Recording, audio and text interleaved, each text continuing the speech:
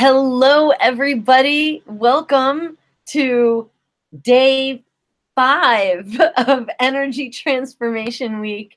This week is just unfolding this project is unfolding in the way that it would like to.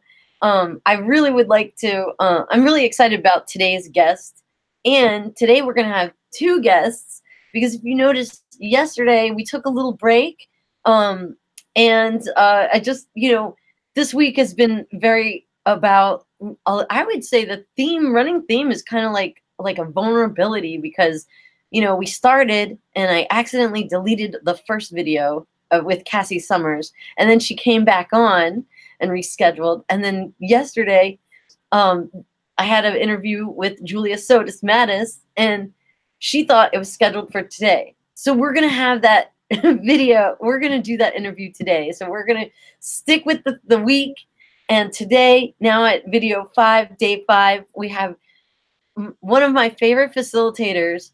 I have known Christine DiDomenico, and I've known Christine for a good amount of years. And she has been rocking it out in the New York area. Now, she's an access consciousness facilitator. I call her a kid whisperer because she's really great with kids. She was the principal of the Access Consciousness School, and probably still on that project. And everyone calls her the magical fairy godmother. So I would just love to welcome you, Christine. And if you wouldn't mind just telling everybody in your words, who are you? And what is your mission in the world? Who am I? Oh my goodness. Well, I have all kinds of titles in this reality. I was a teacher for 32 years in a public school. I was a phys ed teacher. I had an access tutoring center for a few years. I'm a parent of 3, a grandparent of 2, an access facilitator, as you said, and I do a lot with painting furniture and things like that. So at one point, I realized when in Access Consciousness we were talking about our platform, I realized that I love quick transformation. So with the access tools, you get quick transformation, quick change. And with furniture, I love to take a piece of furniture and quickly transform it to look like something different. And I have had a lot of experience with kids, as a teacher and a parent and a grandparent and just working in different roles with kids. But it was interesting when I read the description that you have up on the website about me. I realized how we don't acknowledge ourselves, and it's interesting to see how other people see you, and that keeps showing up in my world. That I see myself in this way, and then you hear people talk about you in a different way or write a description as you did in another way that I have not acknowledged about myself. And I'm seeing that in others around me too. I spent a few days with some friends in Sedona, and just in conversations with them, how I see them one way and they don't even see that about themselves. And it's always about the greatness that we don't see. And so with the tools of Access Consciousness as a facilitator, I just love to create change with people in that area, because I know how the tools have changed me, like how I came into this I've heard a lot of your other speakers talk about they were depressed and suicidal, and I didn't have that at all. I mean, I had a great life. I was a successful teacher. I thought I was doing a pretty good job as a parent. Yet there was always this piece of not feeling good enough. And so when I learned these tools and started using them and started opening the doors to what I knew, what I could see about myself and what I can see in others that they don't see. I just love working with these tools to help people make that transformation. Yeah, yeah. I mean, and you know, it's really interesting because you know how like this project started off as like, you know, I just want to be I just want to interview my friends who've been inspiring me from the, you know, the first year. And it wasn't like I didn't see yet that I was kind of noticing these really amazing parts of people that they hadn't acknowledged. And over the years, I've just noticed that, like, oh wow, this is actually kind of showing people like a new, like a different kind of showing people, hey, this is who I who you are for me, you know, and it's pretty amazing. You know, like I'm really grateful, you know, I'm really grateful to know you. I you know, when I work with you, I know that it's going to go well. And you know, I call you the kid whisperer because I feel like I'm like a big kid. And you know, I like the way that you are with kids, and the questions that you ask me are unlike anything that anyone else has asked me. You know, it's like you and I'm getting a little bit choked up here, and I didn't even see that one coming. But where other people have maybe expressed annoyance or frustration with me, you have said, "Is this not fast enough for you? Is this like, are you? Do you? It's almost like you just know that, and then I get the answer, or it'll hit me, and then we know what direction to go in. And you know, I've a lot of times when we've been, you know, creating some of the barsh trades and some of the classes that we've created, I have kind of been like, is she okay with me just kind of like playing with everybody and like taking pictures and, you know, putting things on, decorating and, you know, kind of creating into a party? And the answer is always like, yeah.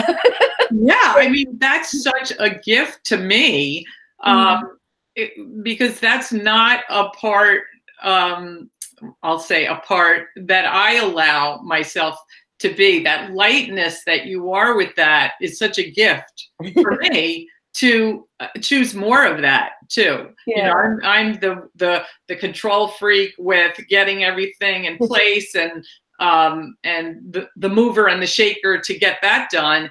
And then there's Tara, like Tara with this big energy of excitement and fun and creating decorations and making sure that everybody's having a great time. And we've had like 20 people at our board trades. I never had board trades that big before. And not only there are 20 people, but the excitement and the energy in the room is huge.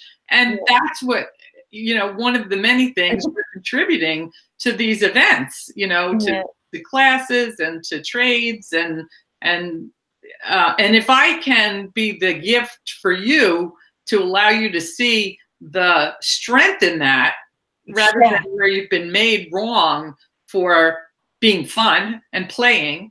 And that's what I see with kids too. It's like kids have all this energy, and we're always trying to subdue their energy. Like, you know, kids with ADD, there's something wrong with them in this reality's point of view, instead of, wow, look at that energy and how can they use that energy to create something greater in the world.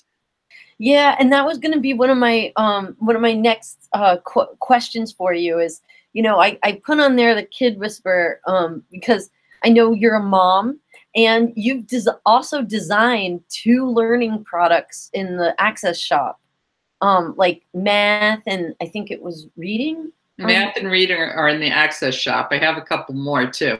I have testing, clearing loop, and also a reading clearing loop. That's really cool because like, so, and I would like to bring up that you were the principal of the Access Consciousness School, and how does it get any better, and what would it take for that to start to come back? I'm just going to throw that there.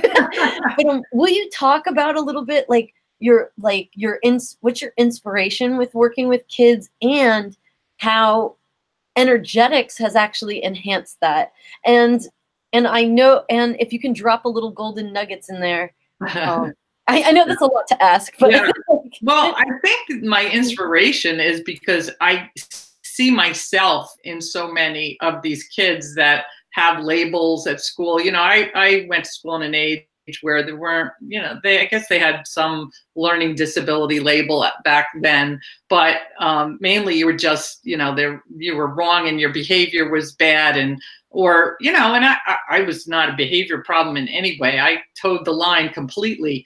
But I always, when I became a teacher, I got those kids, you know, I got when I was co-teaching with someone, I would sense where whatever the teacher was saying, there were certain kids that were just not getting it. So I'd be like the special ed teacher, even though I was a phys ed teacher in a gym with another teacher, I would be like the special ed teacher of, you know, explaining it in a different way. Yeah. And it's funny because I see Gary and Dane, the co-creators of Access Consciousness, like that sometimes, where Gary will say something in one way and then Dane is like the special ed teacher rephrasing it in another way so people can hear it, or a different population of people can hear it. So I always got kids, and when I was teaching, the special ed teachers would always come to me because they got a sense that I got them. I got those types of kids. Yeah. Because I was that type of kid in my own way, the slow one, you know, the one that, like, in my head, like, why aren't I getting this? Like, and it was the intellectual stuff. And I always said to myself, but I have a lot of common sense, though. These people, they might be book smart, but they don't have a lot of common sense. When I started learning about Access, I realized what I was calling common sense was awareness. Because I could see all this other stuff that was involved beyond what was just in that little box that we were learning, or what somebody was portraying about themselves. You know, people, I could see all those hidden subtleties of people. Yeah. I just couldn't understand, you know, why people were doing things the way they were doing it. And I made myself wrong, you know, and I would say, oh, I guess that's the way I'm supposed to do it. And then started conforming to the insanity of this reality. So I don't know whether I answered any of your questions, but. Well, what I'm hearing is that, like, that it kind of, like when you started using the tools of Access, that you got out of the wrong, it enabled you to get out of the wrongness of you and use your brilliance. Absolutely. And maybe just because it wasn't taught to you to teach in a certain way, that doesn't mean anything that you're doing it. If you have an awareness that a different method is going to be what works, then then how does it get any better? Like, that's innovative. And, you know, I'm sure you were a gift for those kids that were in your classroom, because you were able to see how their learning style will be. Yeah. Yeah. And I also, the way my teaching changed and parenting changed was I started to let go of so much of the control, which is, I thought I was supposed to be controlling. I thought that was my job as a parent and a teacher, to control children. And that, like, children should be seen and not heard. And that was hard work. That was a lot of hard work, and it wasn't fun. I love that. Can you say that again? Like, I'm going to turn off the air conditioning in this room in case you can hear it. I'm not sure. But will you say that again about what it was like being in the control seat of the classroom rather than teacher?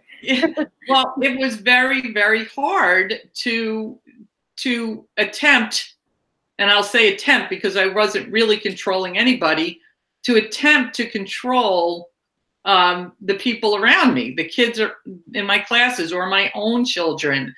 It was hard work. and it wasn't fun. And when I started letting go of the control, I had more fun. I was more relaxed. They had more fun. And I was so much more able to be in my awareness of which direction to go, whether it was parenting or teaching. When I was being in control, it was like I had to stay the course. Yeah. You know, and if something wasn't working, well, too bad. We'll keep going, and you're wrong. Your behavior is bad. So it's your fault, not mine. Yeah. When I started learning these tools, it was like, oh, well, if something's not working, then change it. Yeah. Do something different. And then, so instead of going in the straight line, I'd take a curve when it showed up that way, that whatever I was doing was not working, with whether it was a particular class or a particular individual. And my son, my youngest son, is really one of the big pushes that got me to start looking at things from a different point of view, because my two older ones just kind of went along with crazy mom and her control. Yeah. And then he came along and he was like, no way anybody's going to control me. Yeah. And so I had to start doing things differently, because, you know, it just was insane. Yeah. Yeah. And same thing with kids that I taught. The kids taught me so much. I remember having this boy in my class who was standing during my instruction. I would ask everyone to sit down. He wouldn't sit down. He was standing. And I was like, well, he needs to sit down. Like, in my mind, you have to sit down because you're not paying attention if you don't sit down. And after having a conversation with his mother, I realized, well, why does he have to sit down? You know, he's being fine. He's being quiet. He's obviously doing, you know, he's very athletic and he was able to do everything. That was just some point of view that I bought into, that you have to sit down in order to be paying attention and hearing what I'm saying. Mm-hmm. So he taught me so much. I heard later on he went into the Navy. He became a Navy SEAL, you know, and this was one of those energetic ADD type kids who was just being him. Yeah, yeah. Well, how awesome is that you're able to now relate? I'm going to say relate to him in a whole different way, you know? Yeah. I really so I'm curious as to about your learning products. Like, what have you noticed that with the tools, for example, math, like, I would see I couldn't even, I couldn't even sit still in math class. If I had math in front of me, it was like, what am I going to use this for?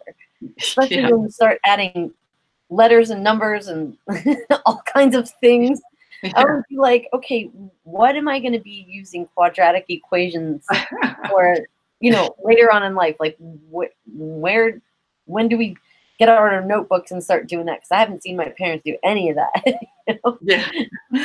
Well, I truthfully ask some of those same questions about some of the math that kids are expected to learn. So I wonder how much of that was your awareness also. And then we take that awareness and we twist it into a point of view, like, I'm never going to use this, so I'm not going to do this. Or so that's one thing. And the other thing is, like, how many points of view about math have been handed down from parents to kids? Like, and I just read an article this morning about this that popped up on my phone about how many of the problems, this was specifically for girls with math, are coming from the programming of parents. Oh, and wow. I heard it over and over again when I had the tutoring center and I was tutoring math, parents saying, oh, I was never good at math.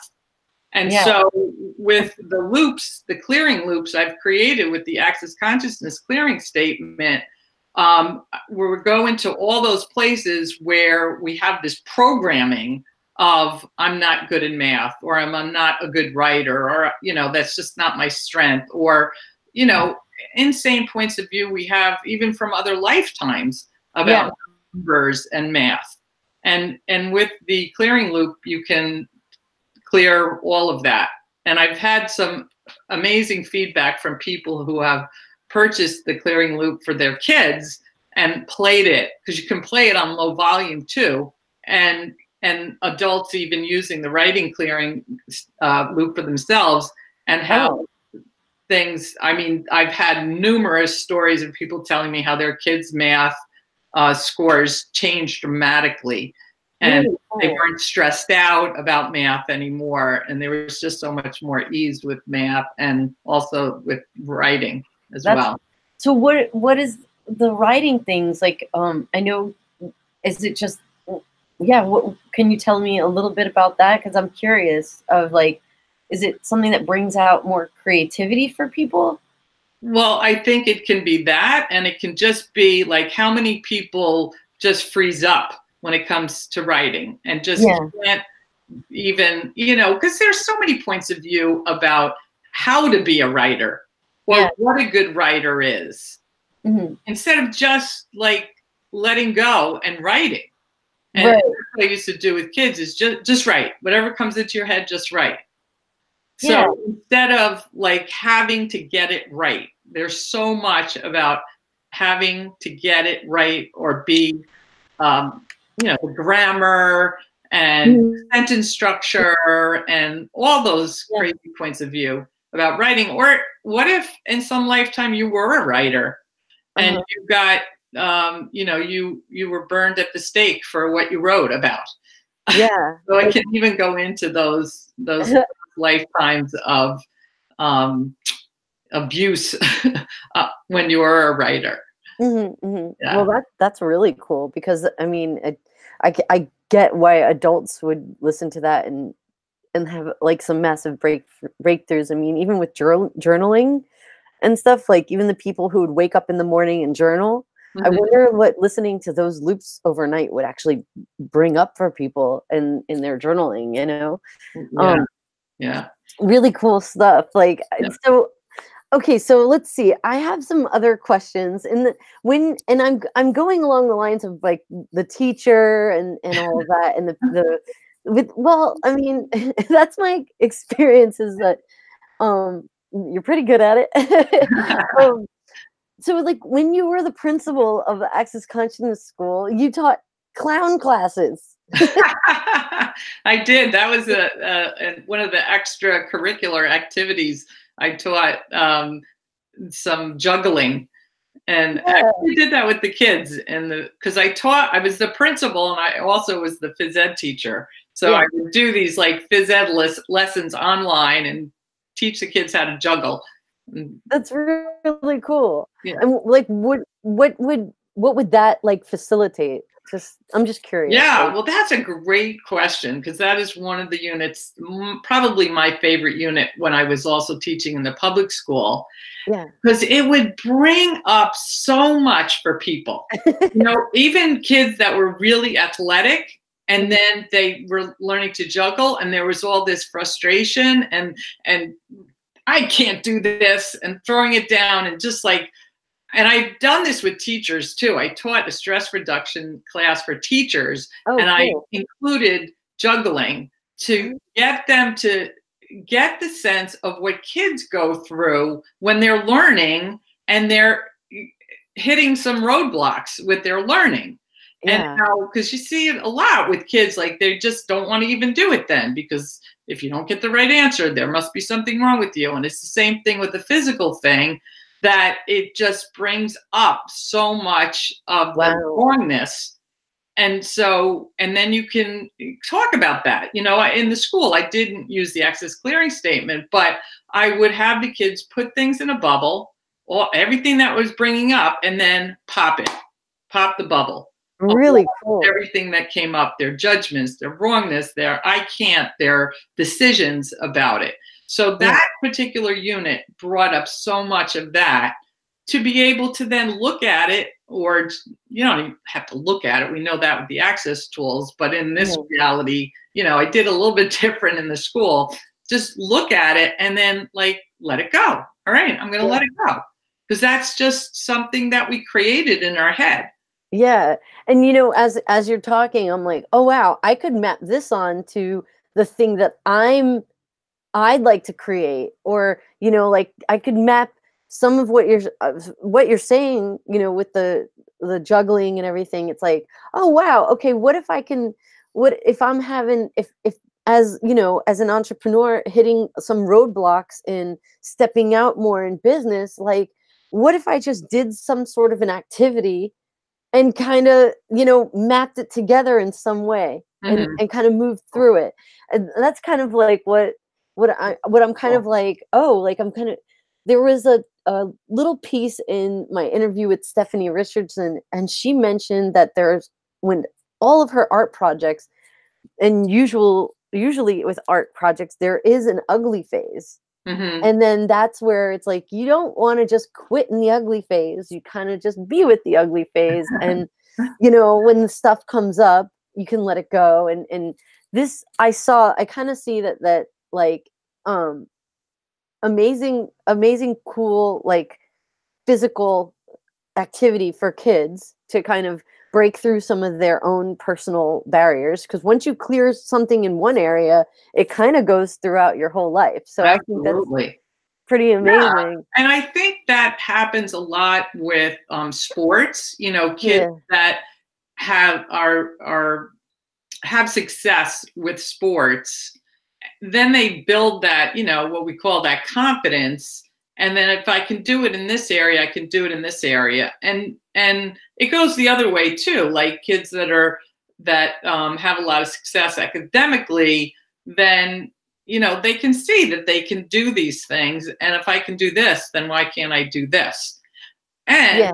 and in this reality, there are a lot of points of view about I'm good in this and I'm not good in this.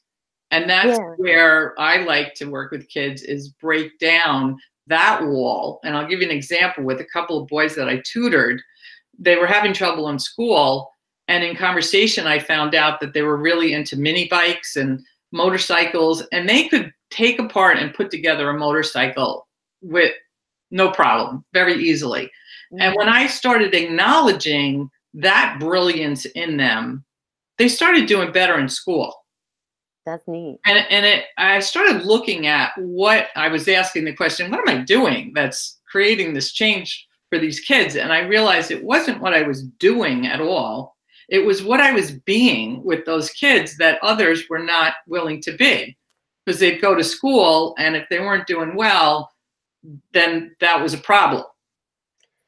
Right. That nobody was acknowledging this other brilliance that they had. And when that started to get acknowledged, then other things were able to change. Like you said, it's like when you change one area of your life, another area of your life changes too.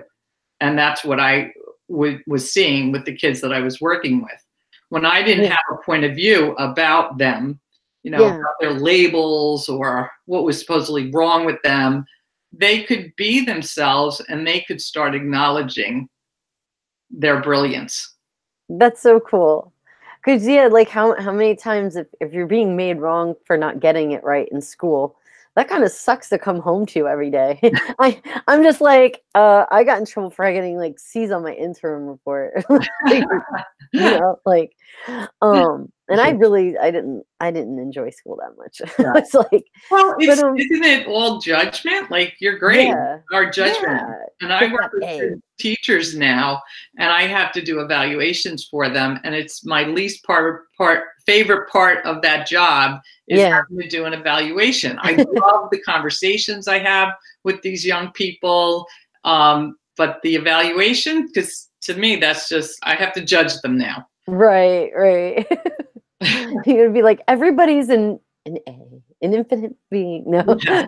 an infinite B, a B. No, I'm kidding. I'm kidding. You know, when you bubble in C for every single answer on those Scantron tests? Well, that's how I used to take Scantrons. If it was too stressful for me, I just was like, okay, C all the way through, and let's just see what happens. And what would you get? There's that C. must have if it's A, B, C, and D, then you at least get a 25, right? Yeah, yeah. If I got a D or higher, you know, and then you can. Well, the trick was that sometimes they'll let you, you know, do a retake. So if you need to buy more time, just get the D and then study more and take the retake. Okay, okay, kids. Yes, that's called manipulating the system. Yay. Yeah. It's like you gotta, and that's another thing that a lot of these tools teach them is that like what's gonna work for you and your teachers, you know, like. Yeah. So I want to acknowledge we are at a half an hour. So is it okay if we go over just a little bit? I wanted Sure. to ask you Sure. a couple more. Um, Now you also facilitate like other classes in the New York area, and like such as access consciousness bars, foundation, body process classes, and you're Mhm. teaching people how to run energy through the body. Yes. And it creates massive change. And you know, I see you, you know, because when I first met you, like there wasn't too much happening that I saw from afar in New York City. Um, and I see you like as like taking the leadership of what's going on, like of all the pot that's been happening here. And I just wanted to hear in your words, like a little bit about the access classes that you facilitate Uh-huh. and what Well, it's like first I for have to you. say, go ahead. What was that? And what is it like for you? Like in your like what Hmm. how does it light you up, you know? Uh-huh. Cool. Well, first I have to say that it is our leadership, I would say, in New York that's Oh. allowing New York to pop, because you are totally a huge contribution to that by reaching out to me and pushing me also. So thank you for that.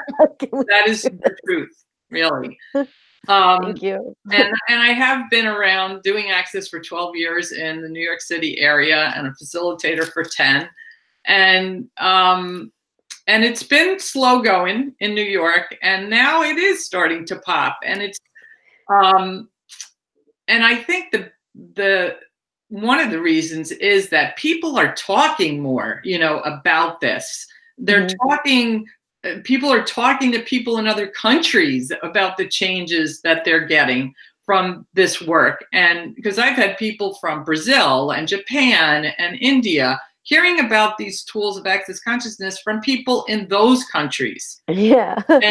and saying, all right, you know, their friends and family are saying, you need to take this class. And or people that have heard about it a long time ago, and now all of a sudden they're like, you know, what's in this? I should Yeah. check this out now. And to me, I just love seeing the people come and being so open to what they're learning from the access tools, and then going out there and using them, and then hearing the stories of how, you know, their relationships are changing, their money's changing, their body's changing, and especially, and I remember Stephanie talking about this, getting out of the wrongness of them, that Yeah. there is nothing wrong with you, Yeah. Yeah. and to start acknowledging all the strengths that we've thought are wrong about us. Yeah. Yeah.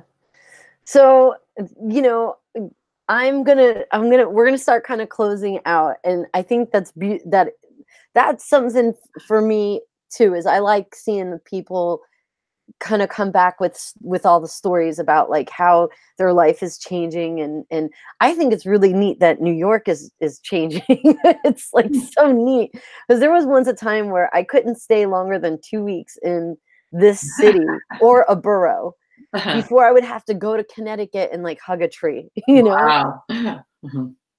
I've been here for months and I haven't even gone to Central Park to hug the tree. You know, like it's kind of like wild. That's great. That's great. So how can people get in touch with you? Like what's your website, and what are different ways that people can have Yeah. more of Christine? Thank you. I have a new website I'm really excited about, and it is Oh, ChristineDiDomenico.com. Christine starts with a CH, and DiDomenico is DiDomenico. Another long Italian name. yeah. And then I'm on the Access site at ChristineDiDomenico.accessconsciousness.com. I was telling Sarah Grandinetti, I was like, oh yeah, and plus I like your Italian last name. I didn't even bring that up. I think I'm like, yeah, I'm gonna. I remember you were like, You want to know another reason why I like working with Christine? Because she's got this Italian last name, and I've been, of course, interesting point of view, but sometimes the whole Paisan effect actually does work. Like we kind of look out for one another. Yeah, it's working for us, right? So, yeah, I would love people to go check out my website. You can find the links to all 4 of my clearing loops. There's one for testing and one for reading that are not on the Access site, but they're all 4 of them are on my site. So, yeah, and I have some classes coming up. And one thing I wanted to mention is I'm having a conversation tomorrow with Mary Case, who's also an Access facilitator and a teacher. And we're going to start doing some teacher stuff online, some classes for teachers. Ooh, so you can watch cool. That's really awesome. Imagine having more consciousness in the school. I mean, imagine teachers going to work every day and enjoying what they do, and what that would create for the kids. And wow, that's cool. I'm all for that. That's amazing. Wow. Okay, so here we are at the last question, and if you watched the videos before, you kind of know what's coming. I asked this of everybody on the panels, and here we go. Imagine that the younger version of you is watching this video, like the you that was making the choice to step into facilitating and to create all that you've created on this planet so far. Like in the beginnings, right? What would you say to encourage her as the being that you are today? I would say that you have choice. Choice will change your life, and there's no wrong choice. That is the one I distinctly remember that coming out of my first classes that I took, that it was huge. Like you would think, oh, of course we have choice. Yeah. But I didn't get that. Yeah. I was just doing what I thought I was supposed to do. And when I heard you have choice, it changed my whole life. It went from me feeling like I was overwhelmed to realizing I have choice. I have created my life like this, and I have choice to create it differently if I would like. And I realized that I really actually enjoy my very busy life. Yeah. So I would tell her, go out and choose again and choose again. And you get more and more awareness from choosing more and more. And there's no wrong choice. That's amazing. Thank you. You're welcome. And yeah, so Christine, I'm going to close this out and start making announcements for the next video. But if there's anything that you would like to say in closing, you have the floor. Well, just thank you so much for having me on. I'm honored to be part of this amazing group of people that you've had on this. And thank you for putting this out into the world, because it's highly needed for people. And what would it take to just go out there in the world to lots of people beyond the people that know about Access now. Yeah. To give them the freedom to be them in this world. Yeah, and we probably won't ever meet them, but you know what? How does it get any better? How does it? Yeah, thank you for doing this, Tara. You're awesome. Yeah, thank you so much. Will you stay on as I close out, okay? Sure. And we'll close after we go offline. So everybody, thank you so much for tuning in to day 5 video of Energy Transformation Week with an interview with Christine DiDomenico. I hope you enjoyed it. And a little bit later today, I would say maybe in about, let's see, it's 3:30, in about 2 hours, in less than 2 hours, we're going to be talking with Julia Sotis Mattis.